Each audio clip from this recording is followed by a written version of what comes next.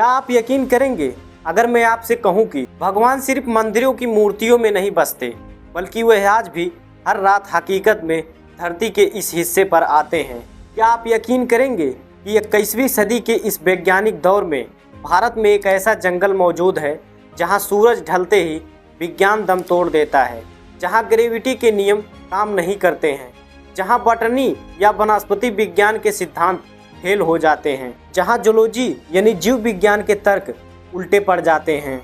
और मान्यताओं की माने तो फिर अगर कोई गलती से रात को यहाँ रुकता है तो फिर उसके साथ कयामत आ जाती है।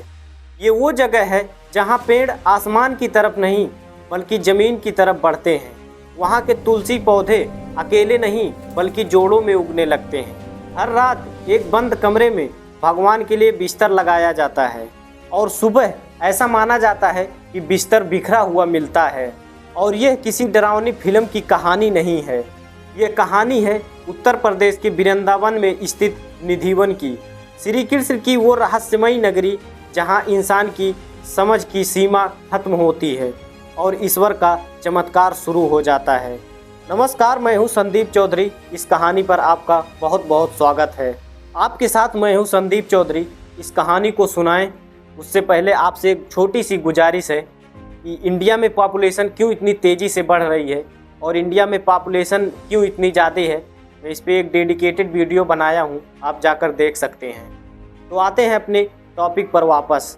आज हम आपको उन गलियों में ले चलने वाले हैं जहाँ की हवाओं में आज भी बांसुरी की धुन सुनाई पड़ती है।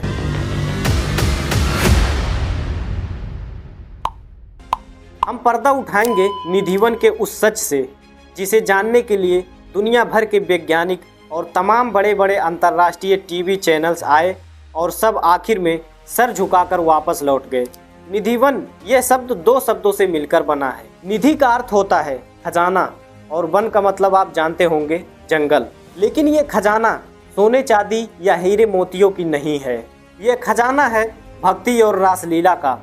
वृंदावन के बीचों बीच करीब 2.5 एकड़ में फैला यह वन देखने में ही सामान्य वनों से बहुत अलग है। जैसे ही आप इस वन में मुख्य द्वार से अंदर कदम रखेंगे आपको एक अजीब सी ऊर्जा महसूस होगी, एक ऐसी ठंडक जो किसी एसी या पंखे की नहीं बल्कि रूह को छूने वाली होती है। सबसे पहले बात करते हैं यहाँ के पेड़ों की, जो विज्ञान के लिए सबसे बड़ी पहेली बने हैं। वनस्पति विज्ञान या बॉटनी एक सीधा सा नियम है जिसे फोटोइज्म कहते हैं। इसका मतलब है कि दुनिया का कोई भी पेड़, उसका तना हमेशा सूरज की रोशनी पाने के लिए ऊपर आसमान की तरफ सीधा बढ़ता है और उसकी जड़ें जो हैं वो ज़मीन के लिए नीचे जाती हैं। लेकिन निधिवन वो अनोखी जगह है जहाँ प्राकृतिक यह नियम पूरी तरह से फेल हो जाता है।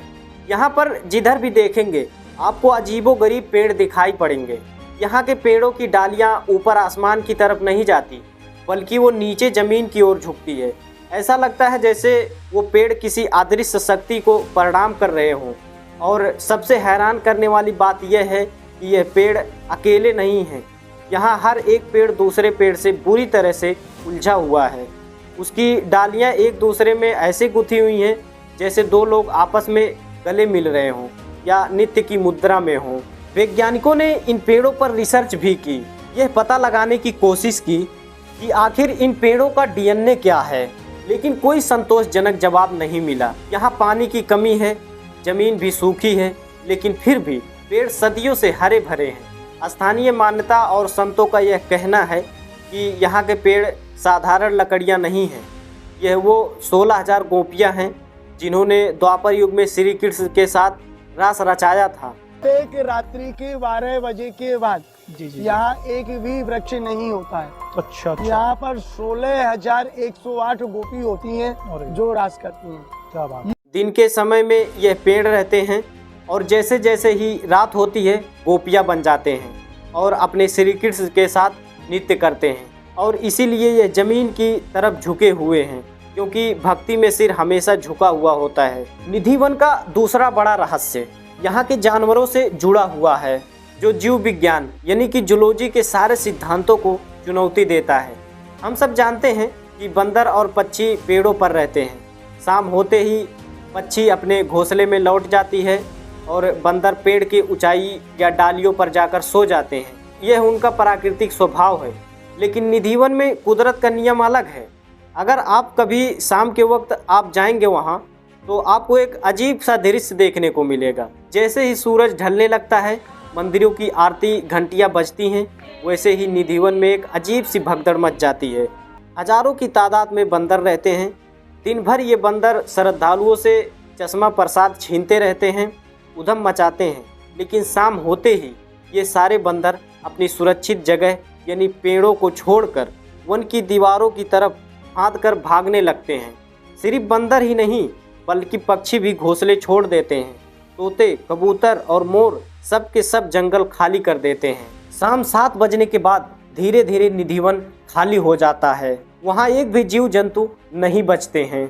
अब इसका जवाब विज्ञान के पास नहीं है कि आखिर जानवर सबसे सुरक्षित जगह छोड़कर बाहर क्यों भाग जाते हैं। उन्हें किस बात का डर है, या फिर यह सम्मान है किसी बात को लेकर। ब्रज लोग कहते हैं कि इन जानवरों को पता है कि रात को यहाँ साक्षात नारायण आने वाले हैं और उनकी लीला में कोई विघ्न ना पड़े, इसलिए जीव खुद के खुद यहाँ से चले जाते हैं। लेकिन इन वन का असली और सबसे गहरा रहस्य शुरू होता है शाम की आरती के बाद। निधिवन के ठीक बीच में एक छोटा सा महल है, जिसे रंग महल कहते हैं। ये वही जगह है जहाँ रहस्य आज तक सुलझाया नहीं जा सका। जिसने भी सुलझाने की कोशिश की, उसका अंजाम बुरा हुआ। रंग महल वो जगह है जहाँ मान्यता के अनुसार भगवान श्री कृष्ण और राधा रानी रात को विश्राम करते हैं। हर रोज़ शाम 7 बजे के करीब मंदिर के पुजारी इस रंग महल के अंदर जाते हैं। उनकी दिनचर्या कई सदियों से एक जैसी है। वो वहाँ एक चद्दर का पलंग सजाते हैं, उस पर मखमल का गद्दा और एकदम साफ सुथरी सफ़ेद चादर बिछाते हैं, जिस पर एक भी सिलवट नहीं होती है। पलंग के ठीक बगल में एक छोटी सी टेबल पर चांदी के लोटे में पानी भरकर रखा जाता है और खाने के लिए पान का बीड़ा यानी मिठाई वाला पान रखा जाता है। इसके अलावा कुछ लड्डू और प्रसाद भी रखा जाता है। सब कुछ व्यवस्थित करने के बाद पुजारी बाहर आता है। रंगमहल के मुख्य दरवाजे पर एक नहीं, दो नहीं, बल्कि 7 ताले लगाए जाते हैं। इसके बाद निधिवन के मुख्य द्वार को बंद कर दिया जाता है। चारों तरफ ऊंची ऊंची दीवारें हैं, जिस पर कांच के टुकड़े और कटीले तार लगे हैं, ताकि कोई भी चाह कर भी अंदर ना कूद सके। रात के 8 बजते ही यहाँ का पूरा इलाका सील कर दिया जाता है। वहाँ परिंदा भी पर नहीं मार सकता। अब विज्ञान वहाँ अपना तर्क लगाता है। वैज्ञानिक कहते हैं कि एक बंद कमरे में हवा आने जाने का भी रास्ता ना हो, वहाँ कोई बदलाव नहीं हो सकता। अगर पानी भरकर रखा है तो वह भाप बनकर उड़ सकता है, लेकिन पान और दातून का क्या, वो तो ऐसे ही रहने चाहिए। लेकिन जब अगली सुबह ब्रह्म मुहूर्त में यानी कि 5 बजे पुजारी आकर उन तालों को खोलते हैं, तो अंदर एक नज़ारा देखकर किसी भी तर्कशास्त्री का दिमाग चकरा जाता है।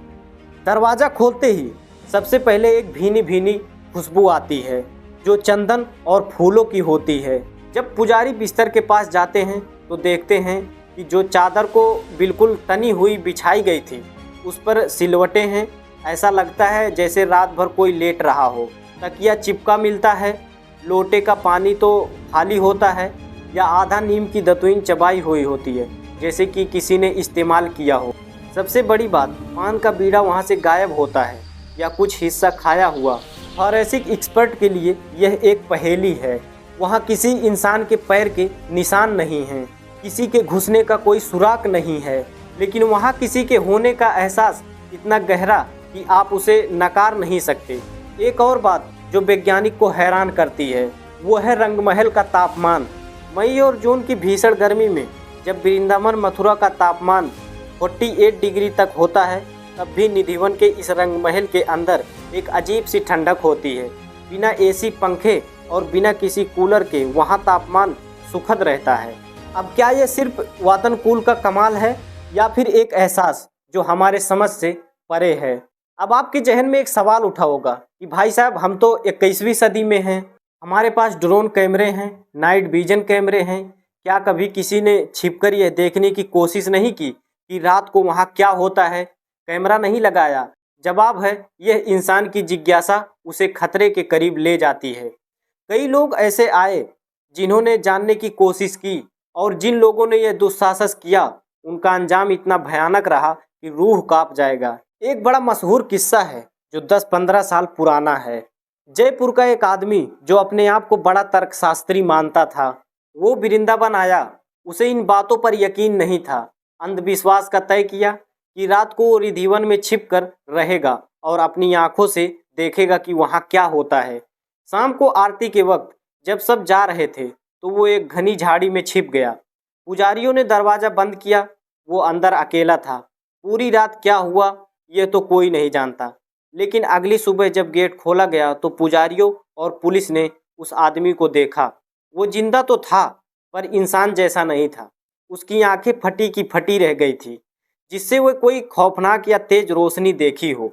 वो अंधा हो चुका था, गूंगा हो चुका था, कुछ बोल नहीं पा रहा था, बस अजीब अजीब सी आवाज़ें निकाल रहा था। उसकी मानसिक स्थिति बिगड़ चुकी थी। वो परिवार को भी नहीं पहचान पाया और कुछ समय बाद उसकी मौत हो जाती है। और ऐसे कई किस्से हैं। कुछ साल पहले विदेशी टीवी चैनल के कुछ लोग वहां आए थे इस सच्चाई को जानने के लिए, और वहां पर कैमरे लगाने के लिए आए थे। वहां पर उन लोगों ने कैमरा तो लगाया, लेकिन जैसे ही रात गहरे होने लगी कैमरा बंद। बैटरी फुल चार्ज थी, वो डिस्चार्ज हो गई। कैमरा पर्सन कैमरा छोड़कर भाग गए। स्थानीय लोग कहते हैं कि निधिवन के आसपास बने घरों में एक बड़ी अजीब सी रिवाज है। जिन घरों की खिड़कियां निधिवन की तरफ खुली होती हैं, लोग शाम होते ही उन खिड़कियों को ईंटों से बंद कर देते हैं या फिर मोटे पर्दे डाल देते हैं। कोई भी भूलकर रात को निधिवन की तरफ नहीं झांकता। लोगों का यह मान्यता है कि वहां होने वाली रासलीला दिव्य और तेजमयी होती है कि साधारण इंसान की आंखें बर्दाश्त नहीं कर सकती, और अगर गलती से नज़र पड़े तो फिर उसके साथ कुछ गलत हो सकता है। यहाँ एक समाधि भी है। कहा जाता है कि स्वामी हरिदास, जो तानसेन के गुरु थे, अपने भक्ति और संगीत से बांकी बिहारी को प्रकट किया था। स्वामी हरिदास जी यहीं बैठकर भजन गाते हैं और श्री कृष्ण साक्षात उनके सामने आकर बैठते हैं। ये वही जगह है जहाँ भगवान का भक्त से मिलन होता है। निधिवन में कुंड है जिसे ललित कुंड कहते हैं। मान्यता है कि रासलीला के दौरान जब ललिता सखी को प्यास लगी तो श्री कृष्ण ने अपनी बांसुरी से जमीन खोदी थी और वहां से पानी निकला। आज भी लोग उस कुंड के पानी को प्रसाद के तौर पर लेते हैं। तो यह कहानी ध्वन की है। एक ऐसी जगह तर्क हार जाता है, चमत्कार जीतता है। कई इसे अंधविश्वास भी कहते हैं। वो कहते हैं कि यह सब कुछ पुजारियों का किया धरा है, लेकिन जो लोग यहाँ गए हैं उन्हें महसूस किया है। वो जानते हैं कि कुछ तो है, कुछ ऐसे जो हमारी समझ से परे है, कि विज्ञान सबूत मांगता है और आस्था विश्वास मांगती है। निधिवन में विज्ञान अपने घुटने टेक देता है। बीते सभ्यताएं बदली, लेकिन श्री कृष्ण अपने वादे नहीं बदले। वो आज भी आते हैं और आज भी राधा के साथ रास लटाते हैं। वो आज भी सोते हैं, पीते हैं, दातून करते हैं। फर्क इतना है कि वो द्वापर युग में सबके सामने आते थे, कलयुग में पर्दे के पीछे आते हैं। यही निधि है। ये हमें बताता है कि भगवान कहीं दूर आसमान में नहीं हैं। अगर बुलावा सच हो तो आज भी दौड़े चले आते हैं। बस शर्त इतनी है कि आपके भक्ति में पागलपन होनी चाहिए, जो हरिदास जी के भक्ति में था, जो उन पेड़ों में है, जो सदियों से इंतजार में खड़े हैं। ये जगह हमें सिखाती है कि इंसान को हर चीज़ जानने की कोशिश नहीं करनी चाहिए। कुछ रहस्य ईश्वर ने अपने पास रखे हैं और उन्हें रहस्य ही रहने देना चाहिए। मर्यादाओं का उल्लंघन करने का परिणाम विनाश होता है। रिधिवन की कहानी आपको कैसी लगी? क्या आप रिधिवन कभी गए हैं? क्या आपने वहाँ के रहस्य ऊर्जा को महसूस किया है?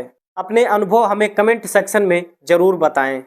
और सबसे इम्पॉर्टेंट बात, 7 बजे के बाद वहाँ रुकने की कोशिश बिल्कुल भी ना करें, नहीं तो आपके साथ कुछ अनर्थ हो सकता है। और अगर ये वीडियो पसंद आई हो तो लाइक कमेंट शेयर ज़रूर कर देना। मिलते हैं अगली वीडियो में, तब तक के लिए नमस्कार।